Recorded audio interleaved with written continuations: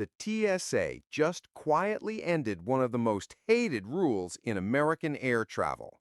Yesterday, millions of travelers walked through airport security with their shoes on for the first time in over 2 decades. And most people don't even know it happened. Picture this. You're at the airport, rushing to catch your flight.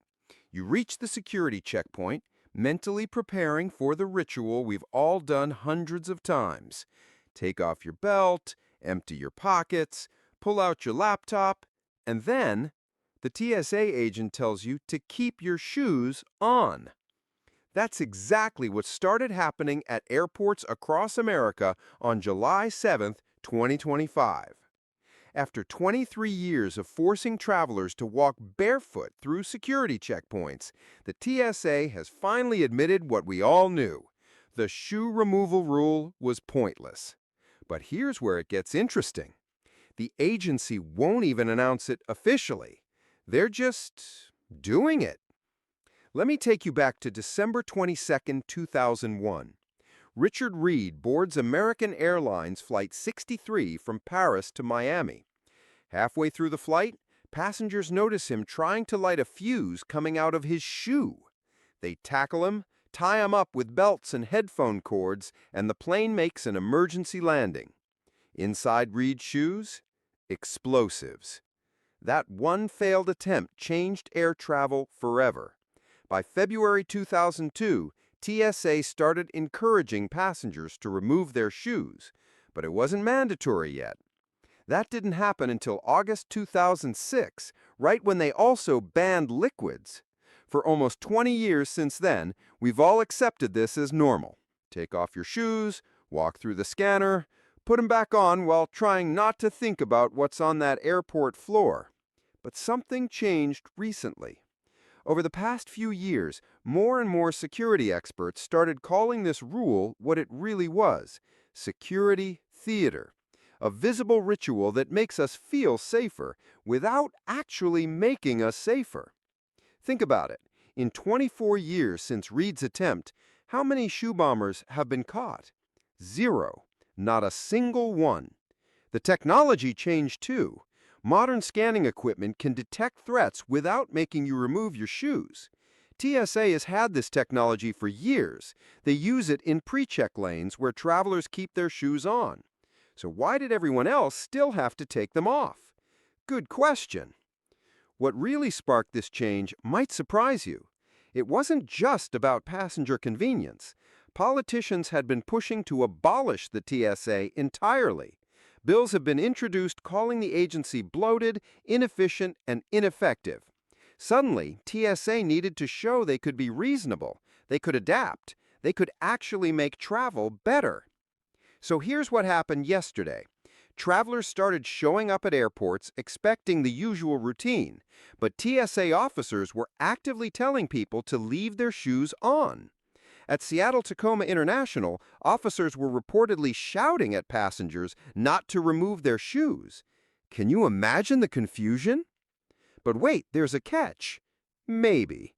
This is where things get messy. Some reports say everyone can keep their shoes on now. Others say it's only for people with Real ID compliant identification. Remember Real ID? That's the new driver's license standard that became mandatory in May 2025. If you don't have one, you might still need to remove your shoes. The confusion is real. At some airports, everyone's keeping shoes on. At others, some people are still being asked to remove them. TSA won't clarify. When reporters asked for an official statement, a spokesperson gave this gem of bureaucratic non-speak. TSA and DHS are always exploring new and innovative ways to enhance the passenger experience and our strong security posture. That's it. That's all they said.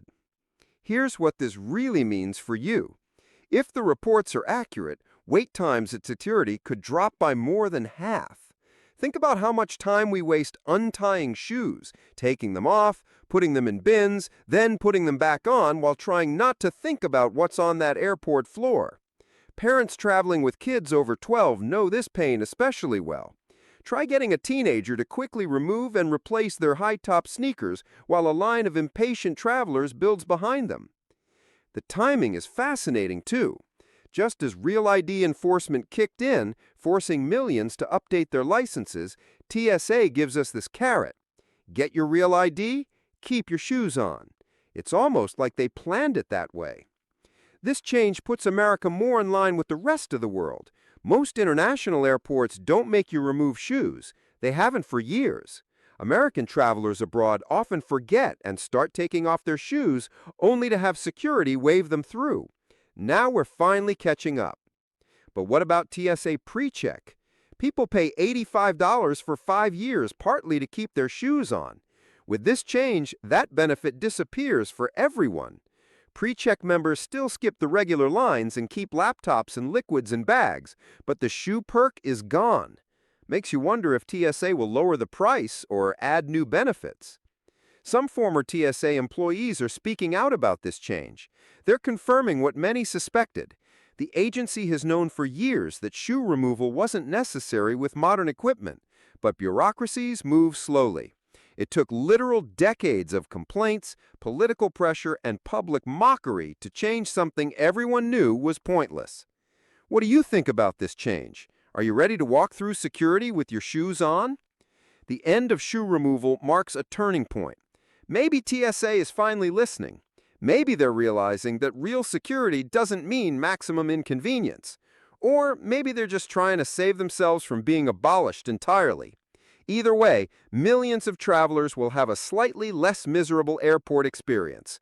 And after everything we've been through, that's worth celebrating. Your feet will thank you. Like and subscribe if you enjoyed the video.